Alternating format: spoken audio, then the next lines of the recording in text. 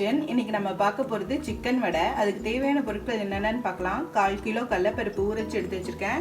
2 spoon பெருஞ்சீரகம், 6 பல்லு பூண்டு, அதுக்கு தேவையான அளவு இஞ்சி, ஒரு கைப்பிடி கருவேப்பிலை, 1 கிலோ சிக்கன், பொடியாக நறுக்கின வெங்காயம் 1 கப்பு, 2 பச்சை மிளகா பொடியாக நறுக்கி எடுத்துக்கோங்க, உப்பு தேவையான அளவு, 7 காஞ்ச மிளகா. இப்போ சிக்கனை தனியாக அரைச்சி எடுத்து வச்சுக்கலாம். அடுத்தது கடலைப்பருப்பு, இஞ்சி பூண்டு, கருவேப்பிலை, சோம்பு, காஞ்ச மிளகாய் எல்லாத்தையும் ஒன்றா அரைச்சி எடுத்து வச்சுக்கலாம்.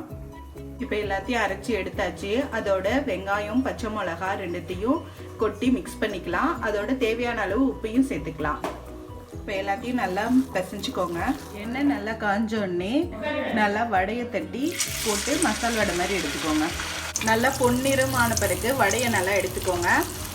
சுவையான சிக்கன் வடை ரெடி. நீங்கள் எல்லோரும் இதை ட்ரை பண்ணி பாருங்கள்.